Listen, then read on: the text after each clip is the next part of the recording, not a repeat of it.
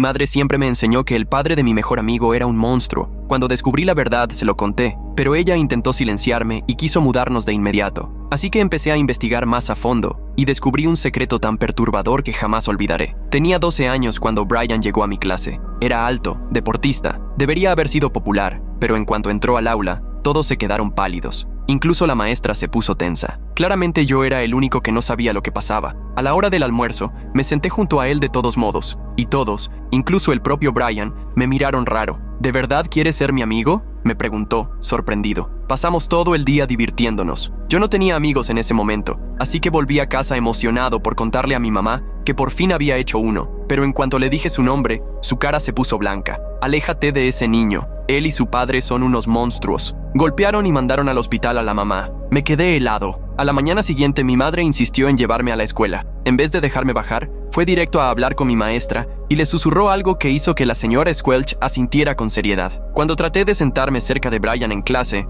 ella cambió mi lugar. Lo miré desde el otro lado del aula y vi que estaba al borde de las lágrimas. En el recreo, se quedó solo junto a la cerca mientras los demás jugaban, y al salir, entendí por qué. El papá de Brian vino a buscarlo, y toda el área de recogida se vació. Los padres agarraban a sus hijos y caminaban rápido hacia sus autos. Una mamá incluso le dijo a su hija: «No lo mires, cariño». El papá de Brian solo se quedó sentado con la cabeza agachada mientras su hijo subía al auto. Todo el mundo los trataba como si fueran una amenaza, pero algo no cuadraba. El padre de Brian le empacaba barras de granola extras para los niños que olvidaban el dinero del almuerzo, y Brian se quedaba después de clase para ayudar a niños con necesidades especiales. No había forma de que fueran esa clase de familia. Entonces llegó el día en que supe quiénes eran en realidad Brian y su padre. Volvía a casa contando los $50 que mi abuela me había regalado por mi cumpleaños, cuando 3 chicos de octavo grado me rodearon. «Miren al niño rico», dijo el más grande, y me empujó al suelo. Me arrebataron el dinero y uno me dio una patada en las costillas. Me hice un ovillo, esperando lo peor, cuando de repente todos salieron corriendo. El papá de Brian estaba ahí,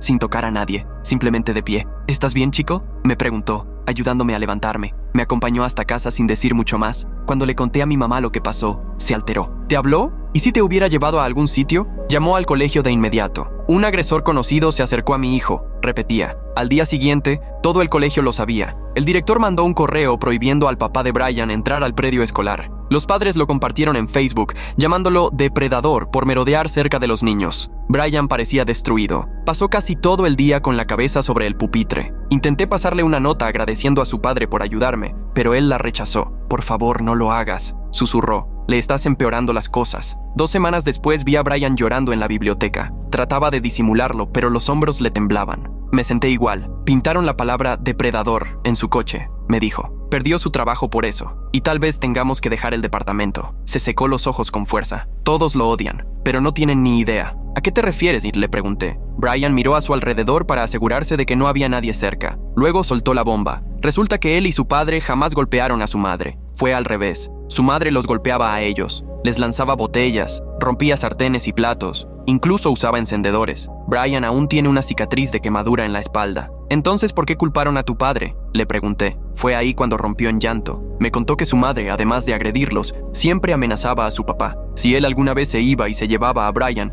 le diría a todo el mundo que él era el abusador. Me quedé sin palabras. «Y eso fue exactamente lo que hizo», dijo Brian entre lágrimas. «Cuando papá me llevó y por fin nos fuimos, ella lo denunció y mintió sobre todo». «¿Y entonces por qué todo el mundo cree que son culpables?». «Porque nadie se molesta en buscar la verdad», gruñó. «Todos repiten lo que oyen». Sacó su teléfono y me mostró algo que cambió por completo lo que yo creía sobre ellos. Me enseñó capturas de reportes policiales, documentos judiciales y registros médicos. Había fotos de moretones en los brazos de su padre, un informe hospitalario de cuando su madre le arrojó una botella de vidrio a la cabeza y varias solicitudes de órdenes de restricción que su padre había presentado, pero luego retirado. Las fechas se remontaban años atrás. Brian deslizó imagen tras imagen. Cada una me revolvía más el estómago. Le tomé el teléfono y empecé a sacar fotos con el mío. Brian intentó detenerme, pero negué con la cabeza. «La gente tiene que ver esto». «No», me dijo arrebatando su celular. «No entiendes. Ella siempre lo empeora todo. Siempre». Sonó la campana y tuvimos que ir a clase. No podía concentrarme en nada. Cada vez que miraba a Brian, encorvado sobre su pupitre, pensaba en esas fotos, en su padre, sentado en su auto con pintura en aerosol sobre el capó, siendo llamado depredador, en cómo todos, incluso mi propia madre, creyeron una mentira. Después de clase, mi mamá me esperaba en la fila de recogida. Apenas entré al auto, empezó: escuché que estuviste hablando con ese chico Brian en la biblioteca. ¿Qué te dije? Mamá, no lo entiendes. Ni una palabra más. Te mantendrás alejado de él, dijo apretando el volante con más fuerza. Su padre es peligroso. Toda la comunidad lo sabe. ¿Y si están equivocados? Saqué mi teléfono. ¿Y si pudiera mostrarte? Mamá frenó en seco en un semáforo y se giró hacia mí. Sea cual sea la historia que te contaron, no quiero escucharla. Los agresores siempre se hacen las víctimas. Siempre. Al llegar a casa, fui directo a mi habitación y me puse a investigar. Encontré el caso judicial en línea. Los registros públicos mostraban que la mamá de Brian había ganado la custodia total al principio, pero luego, cuando Brian cumplió 12, él eligió vivir con su padre. Y justo entonces ella presentó las acusaciones de abuso. La coincidencia de fechas era muy sospechosa. Creé un documento en mi computadora organizando todo: las fotos del celular de Brian, la cronología judicial, el hecho de que su padre jamás había sido condenado por nada, solo acusado. Estaba sumido en la investigación cuando mi mamá apareció en la puerta. ¿Qué estás haciendo? Minimicé la ventana. Tarea, respondí. Ella se acercó y la volvió a abrir. Su cara pasó de confundida a furiosa en segundos. ¿Tomaste fotos de esas supuestas pruebas? ¿Estás fuera de ti? No son supuestas. Mira las fechas. Míralos. ¡Bórralo ya! Como dudé, me arrebató el teléfono. Me lo quedo hasta que aprendas a tomar mejores decisiones. Y estás castigado. Nada de computadora salvo para hacer tareas. Y estaré revisando. Los días siguientes fueron una pesadilla. En la escuela, intentaba pasarle notas a Brian, pero los profesores nos separaban. Los chicos empezaron a susurrar cuando yo pasaba. Ese es el que anda con el hijo del agresor, escuché decir a alguien. Empecé a usar las computadoras de la biblioteca durante el almuerzo. La bibliotecaria, la señora Chen, no prestaba mucha atención mientras uno se mantuviera en silencio. Seguí investigando en los registros públicos. La madre de Brian, Catherine, tenía bastante historial. 2 órdenes de restricción de exparejas, un arresto por agresión en un bar, todo eso antes de conocer al papá de Brian. Estaba imprimiendo páginas cuando alguien carraspeó detrás de mí. La señora Patterson, la voluntaria más entrometida de todas, estaba ahí de brazos cruzados. ¿No deberías estar almorzando? Agarré los papeles y los metí rápidamente en la mochila. Ya terminé mi tarea, respondí. Esa misma tarde, mi mamá me esperaba en la oficina del director cuando me llamaron. La señora Patterson estaba sentada a su lado, con una expresión triunfal. El director Morrison levantó las hojas impresas. ¿Nos puedes explicar por qué estás investigando órdenes de restricción durante el horario escolar? El rostro de mi madre era puro hielo. Hablaremos de esto en casa. El viaje en auto fue un silencio tenso hasta que llegamos al garaje. Entonces, mi mamá estalló. La señora Patterson me contó todo. Estás obsesionado con defender a esa gente. ¿Qué te pasa? ¿Qué me pasa a mí? ¿Y qué pasa con todos los demás? Le grité. Están destruyendo a una familia inocente porque prefieren ignorar las pruebas antes que aceptar la verdad. ¡A tu cuarto!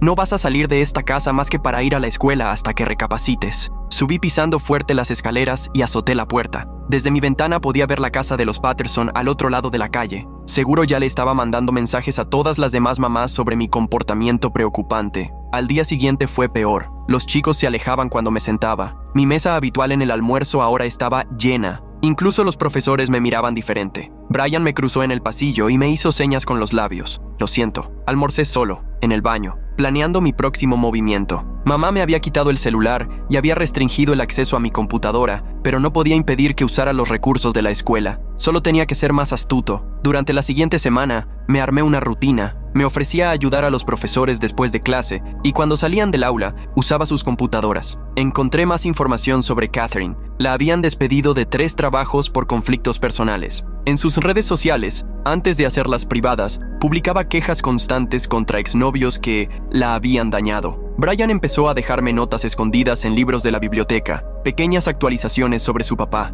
Perdió otra entrevista de trabajo cuando lo buscaron en Google. El dueño quiere que dejemos el departamento antes de fin de mes. Papá no come. Dice que la comida es para mí. Cada nota me enfurecía más. Empecé a anotar todo en una libreta que escondía en mi casillero. Pruebas, fechas, conexiones. Estaba armando un caso completo, pero mi mamá se enteró de que estaba usando las computadoras después de clase. La hija de la señora Patterson me había visto y corrió a contárselo. Mamá llegó a la escuela furiosa. «¡Ya basta!», le dijo al director Morrison. «Me preocupa la influencia que esa familia tiene sobre mi hijo. Miente, se esconde, está obsesionado con ellos». El director asintió con gravedad. Nosotros también hemos notado cambios en su comportamiento. Quiero la garantía de que mi hijo no tendrá ningún contacto con Brian en la escuela. Haremos lo posible para monitorear la situación. Cambiaron mis clases para que no viera a Brian. Me asignaron un horario diferente de almuerzo. Una orientadora empezó a sacarme del aula para hacer seguimientos, donde me preguntaba cómo me sentía y si quería hablar sobre mis decisiones recientes. Pero no podían evitar que pensara, que planeara,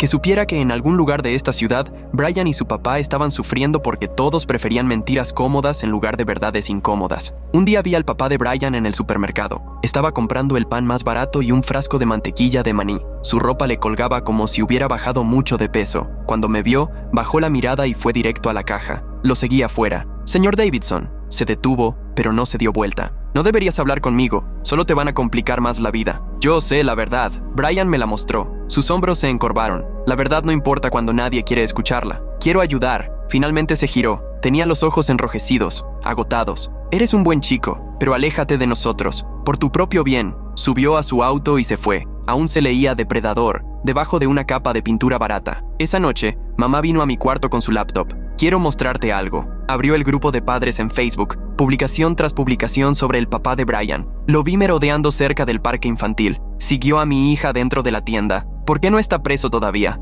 «Son mentiras», dije. «Solo está viviendo su vida y ellos lo hacen ver como un criminal. 300 padres no pueden estar equivocados». Cerró la laptop. «Estoy tratando de protegerte. Ese hombre te manipula a través de su hijo. La que está siendo manipulada por el chisme y el miedo eres tú». «Basta», se puso de pie. «Hice una cita con una terapeuta. Es especialista en niños que han sido influenciados por personas peligrosas. Se me heló la sangre. ¿Crees que me lavaron el cerebro? Creo que estás confundido. Y voy a solucionarlo». Me dejó solo con mi rabia. Estaban levantando muros a mi alrededor, intentando obligarme a abandonar a Brian y a su papá, pero los muros nunca me habían detenido antes. Esa noche escuché a mamá hablando por teléfono. «Sí, estoy muy preocupada. Está obsesionado con probar su inocencia, toma fotos de supuestas pruebas. Creo que realmente le han metido ideas en la cabeza». Reconocí ese tono cuidadoso. Estaba construyendo su propio caso, intentando pintarme como inestable, obsesionado, manipulado. Exactamente el mismo libreto que Catherine había usado contra el papá de Brian. Me quedé mirando el techo. Todos creían esa historia porque era más fácil que cuestionarla, porque las lágrimas de una madre en el juzgado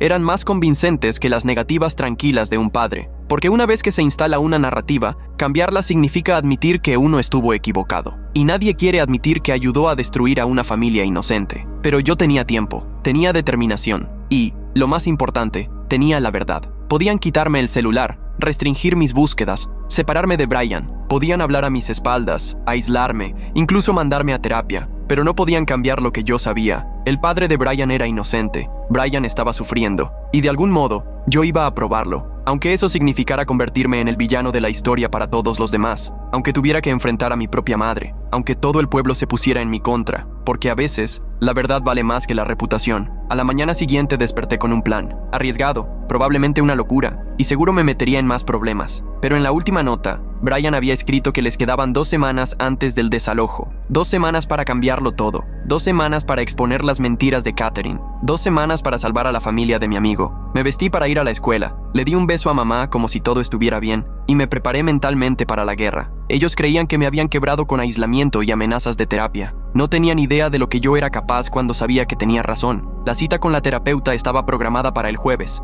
3 días. Eso era lo que me quedaba. Esa mañana entré a la escuela con mi cuaderno escondido bajo la camiseta, sabiendo que la hija de la señora Anna Patterson iba a estar vigilando cada uno de mis movimientos. Durante la primera clase, pedí permiso para ir al baño, pero en lugar de eso me escabullí al laboratorio de informática. La sala estaba vacía, salvo por un alumno de 7º trabajando en un proyecto. Inicié sesión en una computadora del rincón y entré a los perfiles sociales de Catherine usando una cuenta falsa que había creado semanas atrás. Sus publicaciones de hace 3 años mostraban una imagen muy distinta a la madre afligida que todos veían hoy en día. Fotos en bares, quejas furiosas sobre hombres irresponsables y una publicación especialmente reveladora. Algunas personas simplemente tienen que aprender las cosas por las malas. Al final, yo siempre consigo lo que quiero. Capturé todo con pantallazos y me lo envié a una cuenta de correo nueva antes de que sonara el timbre. Cuando regresaba a clase, noté que Brian no estaba en su pupitre de siempre. El asiento estaba vacío. A la hora del almuerzo, encontré una nota en nuestro libro habitual. Papá se desmayó ayer. No está comiendo lo suficiente. El hospital no lo admite. No tenemos seguro. Estamos durmiendo en el auto ahora.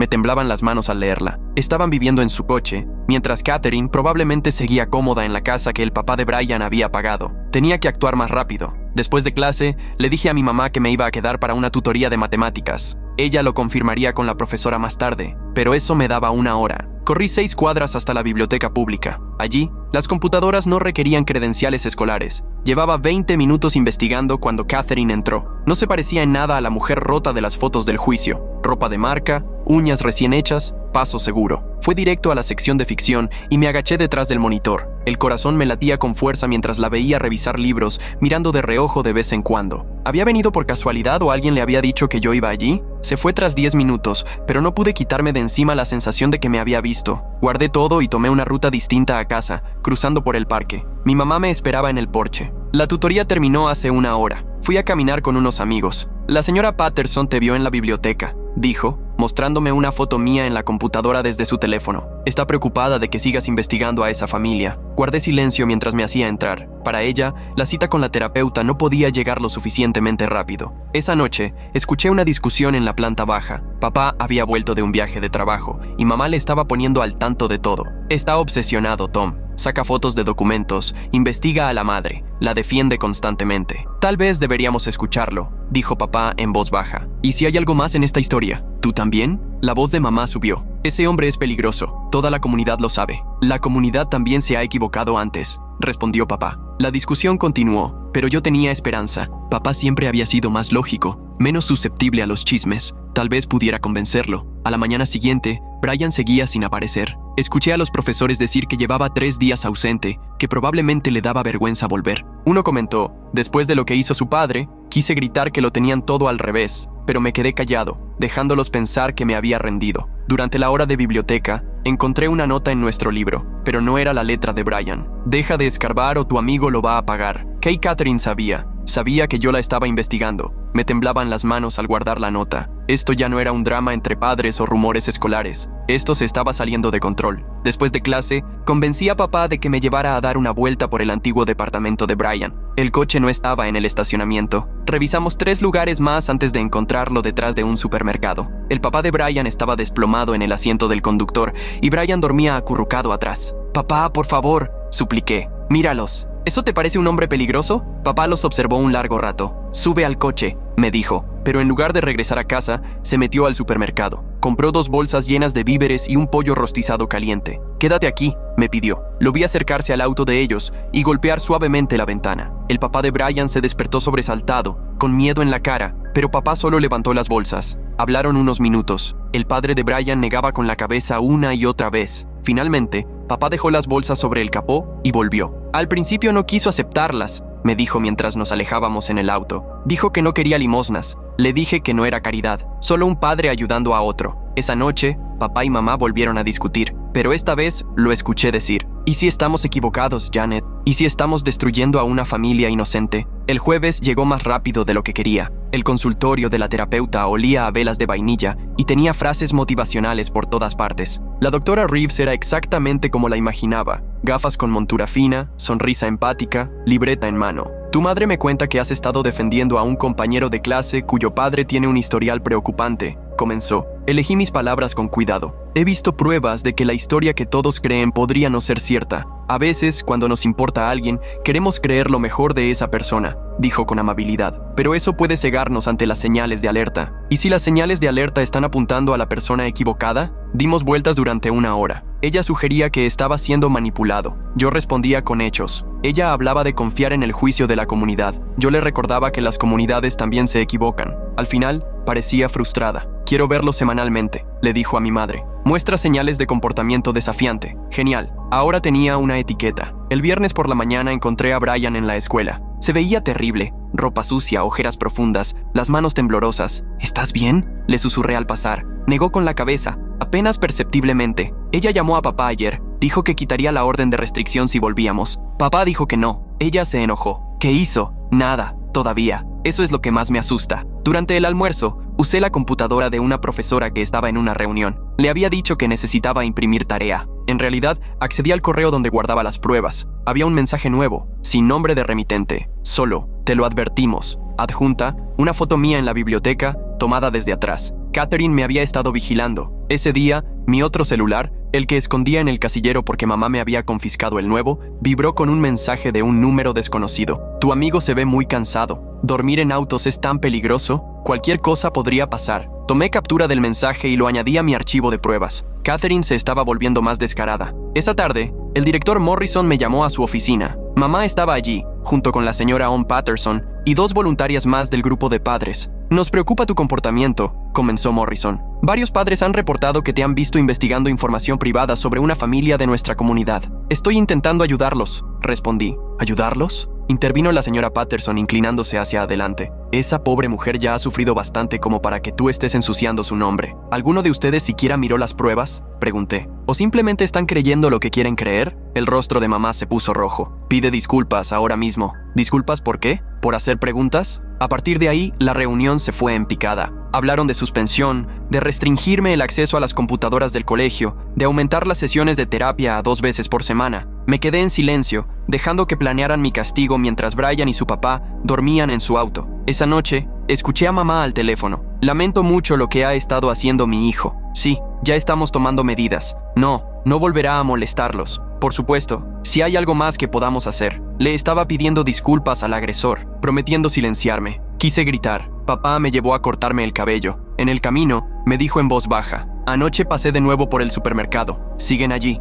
porque no tienen a dónde más ir. Tu madre tiene buenas intenciones, añadió. Solo está tratando de protegerte. ¿Protegerme de qué? ¿De ayudar a gente inocente? Papá guardó silencio por un largo momento. Muéstrame tus pruebas. Lo miré sin poder creerlo. ¿En serio? Estoy dispuesto a verlas. Pero si no me convencen, dejas todo esto. ¿Trato hecho? Acepté sin dudar. Esa noche, mientras mamá estaba en el club de lectura, le mostré a papá todo. Las fotos que Brian me había pasado, los documentos judiciales, las publicaciones de Catherine en redes sociales, su historial de órdenes de restricción, los mensajes amenazantes. Papá revisó cada cosa con atención. Su expresión se volvía más seria con cada página. Esto es fuerte, dijo finalmente. ¿Entonces me crees? Creo que hay mucho más en esta historia de lo que nos han contado. Se frotó la cara. Pero tu madre nunca aceptará esto. Tampoco la comunidad. Han invertido demasiado en su versión. ¿Y entonces los dejamos sufrir? No dije eso, respondió pensativo. Pero tenemos que ser inteligentes. Catherine claramente sabe que estás investigando. Esos mensajes que te envió, deberíamos ir a la policía con ellos. Son cuidadosos. Nada lo suficientemente directo como para que actúen. El celular de papá sonó. Mamá llamaba para avisar que el club de lectura había terminado antes. Me ayudó rápidamente a esconder todo. Ya se nos ocurrirá algo, prometió. Pero ten cuidado, no hagas nada imprudente. El domingo pasó en silencio. Demasiado silencio. Ninguna nota de Brian, ninguna amenaza de Catherine. Esa calma me ponía nervioso. El lunes por la mañana, todo estalló. Llegué a la escuela y vi patrullas en el estacionamiento. Los alumnos estaban agrupados, susurrando emocionados. Me abrí paso hasta que pude ver qué pasaba. El papá de Brian estaba esposado. Brian estaba junto a un coche policial, con lágrimas cayéndole por la cara. Catherine también estaba allí, con un pañuelo ensangrentado en la nariz, hablando con un oficial, toda dramática. Él me atacó, decía. Solo quería hablar sobre nuestro hijo, y se volvió loco. Supe de inmediato lo que había hecho. Lo había provocado. Tal vez se había lastimado a propósito, y llamó a la policía. Táctica clásica del agresor, provocar una reacción y luego hacerse la víctima. ¡Eso no es cierto!, grité avanzando. ¡Ella está mintiendo! Un oficial me detuvo. Atrás, hijo. Tengo pruebas de que la abusadora es ella, no él. Los ojos de Catherine me encontraron por encima del hombro del oficial. Sonrió, ligeramente, triunfante. Subieron al papá de Brian al coche patrulla. Brian intentó ir con él, pero Catherine lo agarró del brazo. Vas a venir a casa conmigo, cariño, al lugar al que perteneces. No, Brian intentó soltarse. No quiero ir contigo. Es mi hijo, les dijo a los oficiales. Tengo la custodia. Está confundido porque su padre le llenó la cabeza de mentiras. Obligaron a Brian a irse con ella. La vi llevarlo hasta su auto, con la mano apretándole el brazo. Brian me miró por última vez, con terror en los ojos. En casa, le conté todo a papá. De inmediato llamó a un abogado amigo suyo, pero las noticias no eran buenas. Con la nueva acusación de Catherine, el papá de Brian probablemente pasaría al menos una noche detenido. Y con las órdenes de custodia vigentes, Catherine tenía todo el derecho de llevarse a Brian. Necesitamos esos mensajes que ella te envió, dijo papá. Muestran que todo esto estaba planeado, pero cuando revisé mi celular escondido, los mensajes ya no estaban. De algún modo, los había eliminado remotamente. Aún tenía las capturas en mi correo, pero ¿alguien creería que eran reales? Esa noche no pude dormir. Pensaba en Brian, en esa casa, con ella. ¿Le estaría haciendo daño? ¿Estaría bien? El martes, Brian no fue a la escuela. Escuché a los profesores decir que Catherine había llamado para avisar que Brian estaba traumatizado y necesitaba tiempo para adaptarse, pero yo sabía la verdad. Ella lo estaba reteniendo. Durante el almuerzo me escabullí. Sabía que le había prometido a papá no hacer nada imprudente, pero no podía dejar a Brian ahí. Corrí las 8 cuadras hasta la casa de Catherine. Las cortinas estaban cerradas, pero podía oír gritos desde afuera. Luego un golpe. Luego la voz de Brian, aguda, asustada. «Por favor, mamá, lo siento». Llamé al 911 desde mi celular escondido. Creo que alguien está siendo maltratado en 438 Maple Street. Escucho gritos y cosas rompiéndose. Me escondí detrás de un árbol hasta que llegaron los policías. Golpearon la puerta y Catherine abrió completamente serena. ¿Oficiales? ¿Pasa algo? Recibimos una llamada por disturbios. Oh, debe haber sido la televisión. Estaba viendo una película de acción. Disculpen si el volumen era muy alto. Y se lo creyeron. ¡Se lo creyeron! Quise gritar que Brian estaba ahí dentro, herido, con miedo, pero sabía que solo llamarían a mis padres. Después de que se fueron,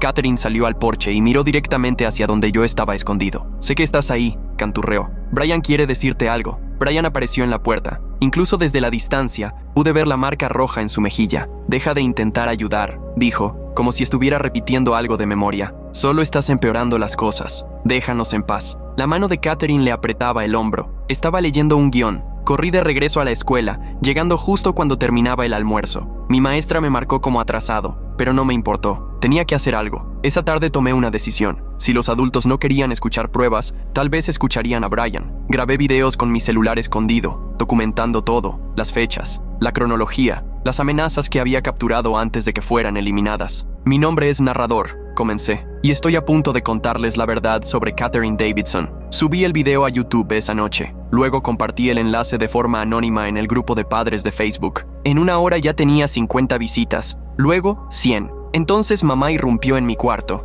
«¿Qué hiciste?» El video ya estaba siendo discutido en el grupo. Algunos padres me llamaban mentiroso, pero otros empezaban a hacer preguntas. ¿Por qué un niño de 12 años inventaría algo así? ¿Qué ganaría con esto? «Estás castigado indefinidamente», dijo mamá. «Nada de escuela, ni de salir de casa, nada, hasta que borres ese video». «¿Perdón?», respondí. «No, castígame lo que quieras, pero el video se queda». Papá apareció en la puerta. «Janet, ¿viste el video? No necesito ver mentiras sobre esa pobre mujer». «Yo sí lo vi», dijo papá en voz baja. «Y creo que deberíamos considerar que nuestro hijo podría estar diciendo la verdad». Discutieron durante una hora. Mamá acusó a papá de estar alimentando mis delirios. Papá le respondió señalando cada prueba que yo le había mostrado. Finalmente, mamá salió furiosa, diciendo que se iría a casa de su hermana hasta que esta familia recobrara el sentido común. El miércoles por la mañana, el video ya tenía 2000 visualizaciones. Los comentarios llegaban a montones. Algunos me llamaban malcriado, pero otros compartían sus propias experiencias con acusaciones falsas, hablando de lo difícil que es que se crea en hombres que son víctimas de abuso. Entonces Catherine contraatacó. Apareció un nuevo video en el grupo de Facebook de los padres. Imágenes de seguridad de una tienda donde se me veía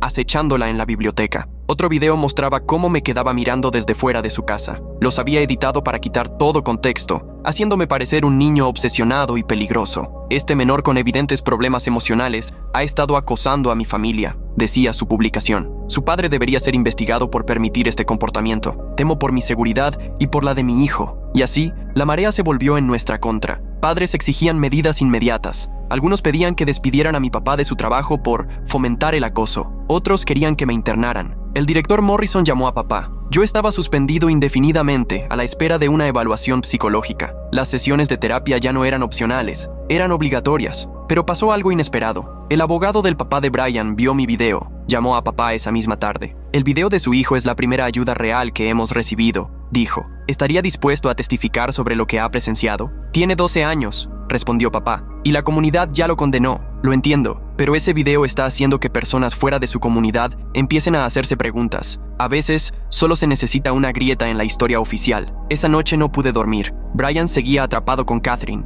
Su padre seguía en la cárcel. Y ahora, mi familia también estaba hecha pedazos. Pero el video seguía en línea. Seguía expandiéndose. Tal vez llegara a alguien que pudiera ayudar. El jueves, llegó un giro inesperado. Una mujer llamada Sara comentó en mi video: «Catherine Dab Davidson fue mi compañera de cuarto en la universidad. Todo lo que este chico dice coincide con lo que yo vi. Ella mandó al hospital a su exnovio y convenció a todos de que él era el agresor. Tengo fotos». Sara adjuntó imágenes de hace 20 años. Catherine con los nudillos lastimados, riéndose mientras decía que le había dado una lección. Reportes policiales donde ella figuraba como agresora, aunque se las había arreglado para evitar los cargos. Capturé todo antes de que Catherine pudiera borrarlo, pero Sarah hizo más que comentar. Llamó a la comisaría donde tenían detenido al papá de Brian. Llamó a los noticieros locales. Llamó a cualquiera que quisiera escucharla. Hace 20 años me quedé callada, le dijo a un reportero. Esta vez no lo haré. Para el viernes, la historia de Catherine comenzaba a resquebrajarse. La gente empezaba a cuestionar los videos que ella había subido. ¿Por qué estaba grabando a un niño? ¿Cómo obtuvo imágenes de diferentes lugares? Parecía más acoso de su parte que una víctima siendo acosada. El abogado del papá de Brian utilizó mi video y el testimonio de Sarah para pedir una audiencia de custodia urgente. Un juez aceptó revisar el caso el lunes, pero Catherine no había terminado. El viernes por la tarde llamó al trabajo de papá, alegando que él la había amenazado. Tenía una grabación, cuidadosamente editada, de un mensaje de voz donde papá le pedía que dejara que Brian volviera a clases. El jefe de papá lo llamó. Habría una investigación interna. Mientras tanto, fue suspendido con sueldo. Lo siento, le dije esa noche. Arruiné todo. No, respondió con firmeza. Defendiste la verdad. Y eso nunca está mal, ni siquiera cuando tiene un precio. Mamá seguía sin regresar a casa. Le había mandado un mensaje a papá diciendo que no volvería hasta que yo buscara ayuda para mi obsesión. Nuestra familia estaba fracturada, igual que la de Brian. El sábado pasé el día actualizando las estadísticas del video. 50,000 visualizaciones. Los medios empezaban a hacerse eco. El video de un niño local abre debate sobre cómo tratamos a las víctimas masculinas de abuso,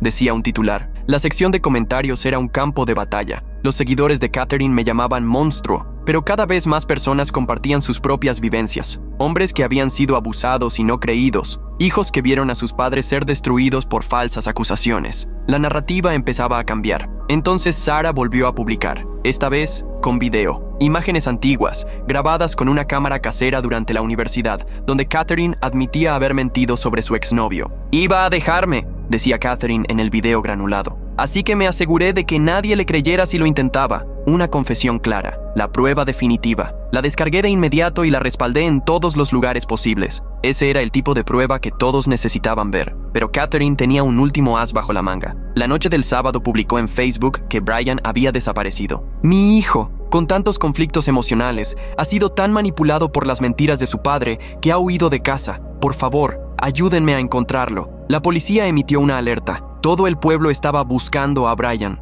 Catherine se mostró como la madre desesperada a la perfección. Incluso dio una entrevista entre lágrimas en la televisión local. Pero yo sabía la verdad. Brian no se había escapado. No tenía a dónde ir, lo que significaba que Catherine lo había escondido, solo para que su historia pareciera creíble. Llamé a la policía y les conté mi teoría. Me descartaron. Ese chico del video no es una fuente confiable, dijeron. Así que hice lo único que se me ocurrió. Transmití en vivo por redes sociales. Brian Davidson no se escapó, le dije a la cámara de mi celular. Su madre lo está ocultando en algún lugar. Ya lo ha hecho antes. Las pruebas de Sarah lo demuestran. Brian está en peligro. Por favor, alguien ayúdelo. Ese video en vivo se difundió más rápido que todo lo que había publicado antes. La gente empezó a compartir la foto de Brian, pero no con la narrativa de Catherine. La compartieron con advertencias. Este niño podría estar retenido contra su voluntad por su madre. Empezaron a llegar pistas. Alguien había visto el coche de Catherine cerca de una propiedad abandonada. Otro reportó ruidos extraños desde un trastero que ella alquilaba. La policía, bajo presión pública,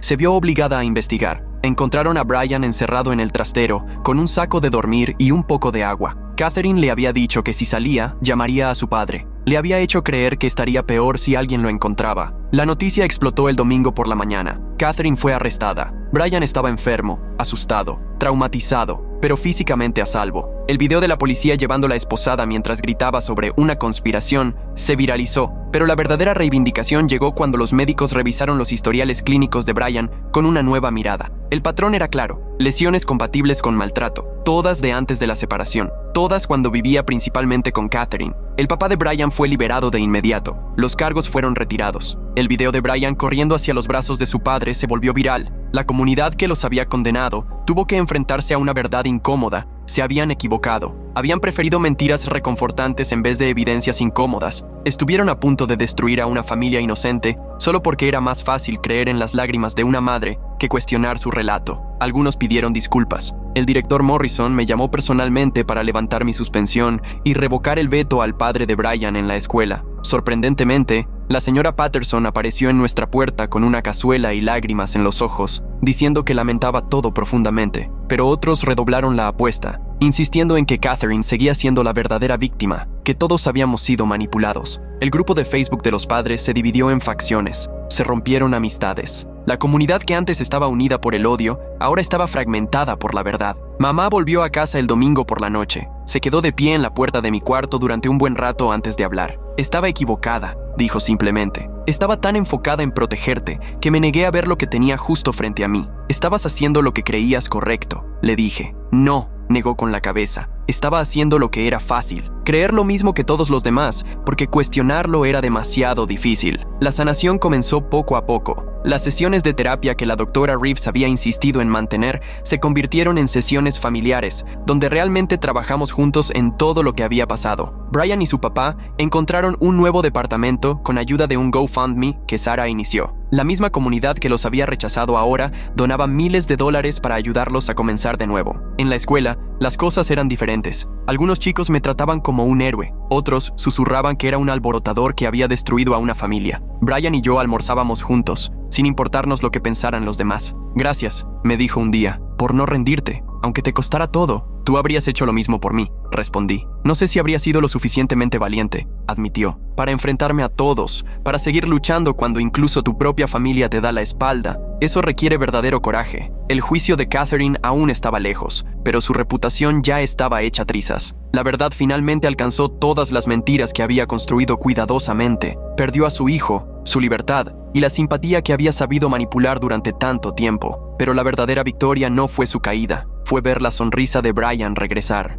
Fue ver a su papá conseguir un nuevo empleo sin murmullos a sus espaldas. Fue ver a una comunidad empezar a entender que a veces la verdad es más compleja que el relato que quieren creer. Y yo también aprendí algo. Defender la verdad no es fácil. Te cuesta amigos, divide familias, te hace cuestionar todo. Pero cuando sabes que estás en lo cierto, cuando la vida de alguien está en juego, sigues adelante, aunque eso signifique convertirte en el villano en la historia de los demás. Porque a veces eso es lo que hacen los verdaderos héroes. El lunes por la mañana fue un caos. La audiencia de custodia de emergencia estaba fijada para las 2 de la tarde, pero Catherine no iba a rendirse sin pelear. Había contratado 3 abogados y lanzado una ofensiva mediática durante la noche, apareciendo en programas matutinos y afirmando que estaba siendo perseguida por una turba en línea. La vi desde mi cuarto llorando en la televisión, diciendo que su exmarido, perturbado, había manipulado a su hijo en su contra. Mostró capturas de pantalla de mi video, acusándome de acoso. El presentador asentía con comprensión mientras ella se presentaba como víctima de ciberacoso. Papá golpeó la puerta de mi habitación. El abogado quiere prepararte para tu testimonio. ¿Estás listo?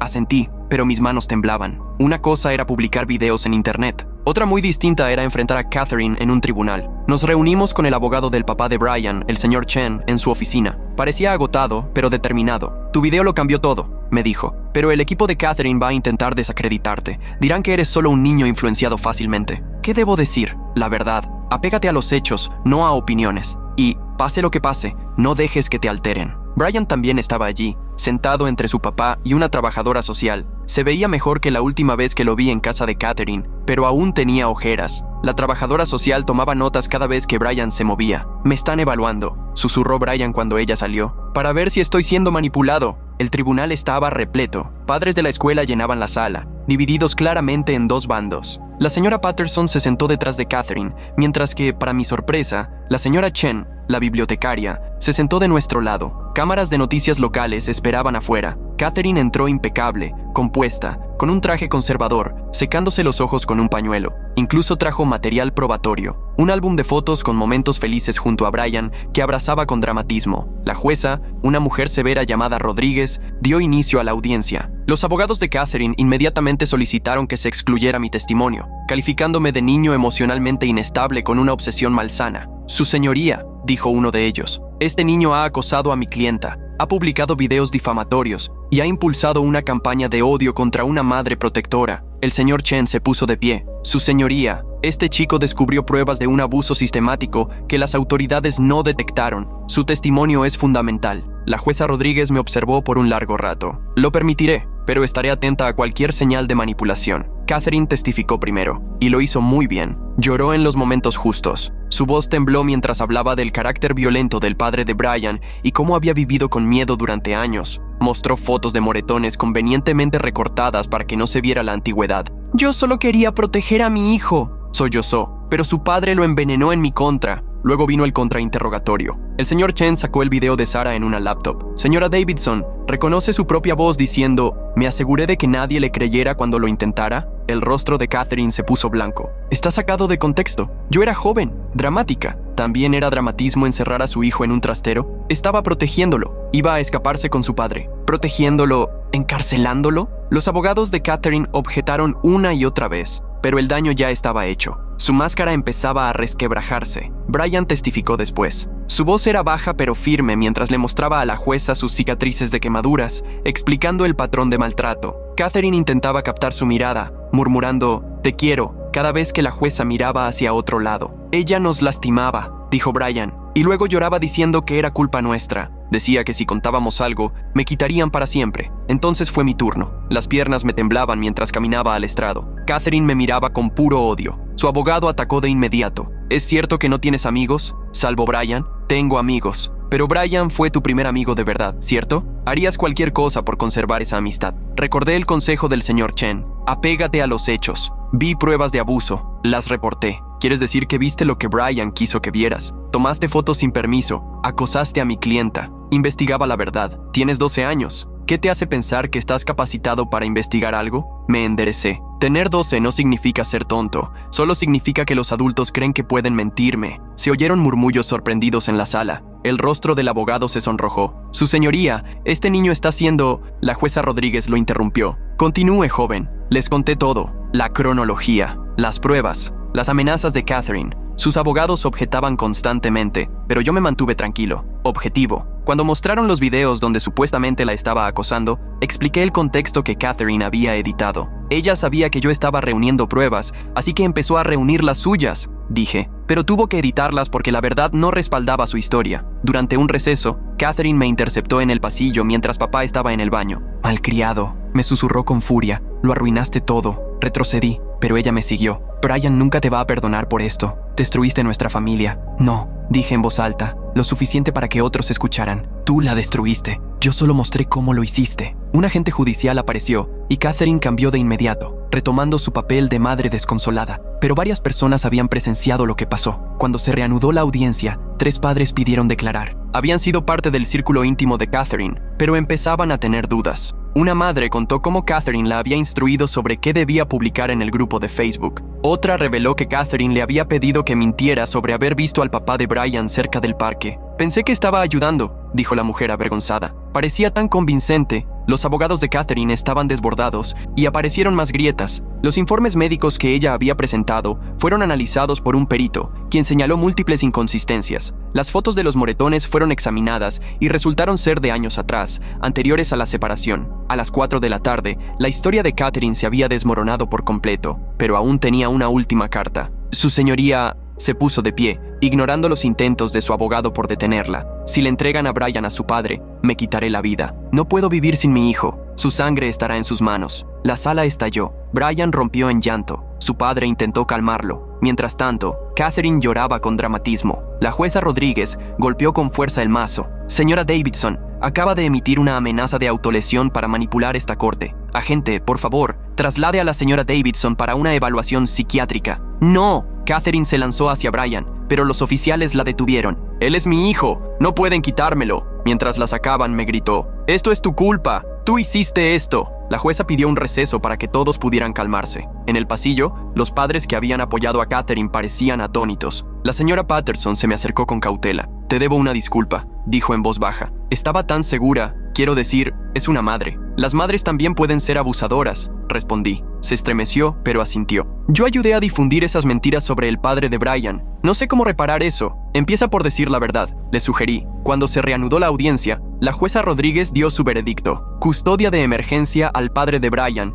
en espera de una revisión completa. Catherine sería sometida a evaluación psiquiátrica y solo tendría visitas supervisadas si se consideraba seguro. Este tribunal también reconoce el coraje extraordinario de un joven que defendió la verdad pese al costo personal, dijo mirándome. Los adultos fallaron. Brian Davidson, un niño de 12 años, no lo hizo. Afuera del tribunal, los periodistas nos rodearon. Papá me protegía con su cuerpo, pero escuché las preguntas. ¿Cómo se siente al ser un héroe? ¿Qué lo motivó a seguir luchando? Yo no era un héroe. Solo era un chico que no soportaba ver una injusticia. Esa noche, el teléfono no dejó de sonar. Medios de comunicación, programas de entrevistas, Todos querían la historia. Papá rechazó cada una de las ofertas. Ya has pasado por suficiente, me dijo. Mamá se sentó conmigo en el sofá. Estoy orgullosa de ti, me dijo. Y lamento no haber escuchado. Estabas tratando de protegerme de algo que no era real, admitió. Estaba tan asustada del monstruo que todos describían, que no vi al verdadero monstruo, el que estaba justo frente a mí. El martes volví a la escuela. Los pasillos se sentían distintos. Los chicos me miraban, murmuraban, pero no todo era negativo. Algunos me saludaban con respeto. Otros aún pensaban que yo era el causante de la destrucción de una familia. Brian también estaba allí. Almorzamos juntos, sin importar las miradas. Mi papá consiguió una entrevista de trabajo, me dijo. El dueño de la empresa vio la noticia y le dijo: cualquiera que haya pasado por eso merece una oportunidad. Eso es genial. Es en otro estado, añadió en voz baja. Papá cree que necesitamos empezar de cero. Mi corazón se hundió. Después de todo, estaba a punto de perder a mi mejor amigo. ¿Cuándo? Si lo contratan, el próximo mes, tal vez antes. El resto de la semana fue surrealista. Catherine salió bajo fianza, pero con orden de alejamiento de Brian y su padre. Volvió de inmediato a las redes sociales, diciendo que estaba siendo perseguida, pero su apoyo desapareció. Incluso sus abogados abandonaron el caso en silencio. El director Morrison organizó una asamblea sobre los peligros de juzgar sin pruebas y la importancia de los hechos. No mencionó directamente a la familia de Brian, pero todos sabían de quién hablaba. Algunos profesores que antes eran fríos con Brian, ahora eran exageradamente amables, lo que solo hacía todo más incómodo. El jefe de papá lo llamó para que regresara al trabajo, disculpándose por la suspensión. Tuvimos que investigar la queja, dijo, pero ahora está claro que fue acoso. Nuestra familia empezó a recuperar el equilibrio. Mamá y papá se trataban con cuidado, reconstruyendo la confianza. Las sesiones de terapia que la doctora Reeves había ordenado se volvieron realmente útiles una vez que comprendió la verdadera situación. Demostraste un coraje moral extraordinario, me dijo, pero está bien sentir rabia por lo que perdiste. Y sí, estaba enojado, con los adultos que creyeron mentiras con tanta facilidad, con el sistema que casi permitió que Catherine ganara, con el hecho de que hacer lo correcto casi destruyó también a mi familia. El viernes por la tarde, Sarah llamó. Volaría para el juicio penal de Catherine. Quería darte las gracias, me dijo. Durante 20 años cargué con la culpa de haber guardado silencio. Tú me diste la oportunidad de arreglarlo. Tú ayudaste a salvar a Brian, le respondí. Lo hicimos los dos. Pero tú lo empezaste. Un niño de 12 años tuvo más valentía que yo a los 22. Ese fin de semana, el grupo de padres en Facebook colapsó. Se filtraron capturas de pantalla de mensajes privados de Catherine, donde instruía a otros sobre qué publicar. Algunos padres se enfrentaron entre ellos, discutiendo sobre quién tenía más culpa. El grupo fue cerrado. La señora Patterson creó uno nuevo, enfocado solo en información verificada. Me pidió que la ayudara como moderador. Rechacé la invitación. Ya había tenido suficiente drama entre adultos. El papá de Brian consiguió el empleo. Se mudarían a Oregón en 3 semanas. Pasamos cada tarde juntos después de clases, intentando comprimir años de amistad en pocos días. Voy a visitarte, prometió Brian. Y siempre tenemos videollamadas. No es lo mismo. No, admitió, pero es mejor que estar atrapado con ella. La evaluación psiquiátrica de Catherine confirmó lo que todos ya sospechaban. Un patrón de manipulación y abuso que se remontaba a décadas. Fue acusada de privación ilegal de libertad, maltrato infantil y falsificación de denuncias. Su juicio llevaría meses. El martes antes de que Brian se fuera, nos sentamos en el parque donde todo había comenzado, donde su padre me salvó de aquellos abusivos, lo que ahora parecía haber pasado hace una vida. Nunca te di las gracias como se debe, dijo Brian. Por todo, no tienes que agradecerme. Sí tengo. Sacó una pequeña caja envuelta. Papá y yo te conseguimos algo. Dentro había una brújula con una cadena, sencilla, elegante, para que siempre sepas hacia dónde ir, explicó. Incluso cuando todos los demás estén perdidos. Me la puse de inmediato. Se sentía bien, correcta. El día de la mudanza llegó demasiado rápido. Todo el vecindario observaba mientras cargaban el camión. Algunos al menos tuvieron la decencia de mostrarse avergonzados. Otros simplemente miraban. El papá de Brian me estrechó la mano. Nos salvaste la vida, dijo con sencillez. Nunca voy a olvidar eso. Cuídense mucho, le respondí. Siempre. Brian me abrazó con fuerza. ¿Mejor amigo por siempre? Por siempre, confirmé. Vi cómo el camión desaparecía en la esquina, con la brújula pesando contra mi pecho. Mamá rodeó mis hombros con su brazo. Hiciste algo bueno, me dijo, aunque ahora duela. Esa noche, me senté frente a la computadora y comencé a escribir. No era otro video, ni siquiera una publicación simple. A veces, la verdad lo cuesta todo. A veces pierdes a tu mejor amigo para poder salvarlo. A veces tener razón duele más que estar equivocado, pero la verdad importa. La justicia importa. Y a veces un niño de 12 años tiene que recordárselo a los adultos. Lo publiqué y cerré la laptop. El mañana traería nuevos desafíos, nuevas peleas, probablemente. El juicio de Catherine se acercaba. La comunidad seguía dividida, y algunos nunca me perdonarían por haber revelado la verdad. Pero esa noche, sostuve la brújula en mis manos y y recordé la sonrisa de Brian en el tribunal cuando la jueza le dijo que era libre. Eso hacía que todo valiera la pena. Mi celular vibró. Un mensaje de Brian. Llegamos a Oregón. Papá está sonriendo. Sonriendo de verdad. Gracias. Yo también sonreí. Sonreí de verdad. Por primera vez en meses.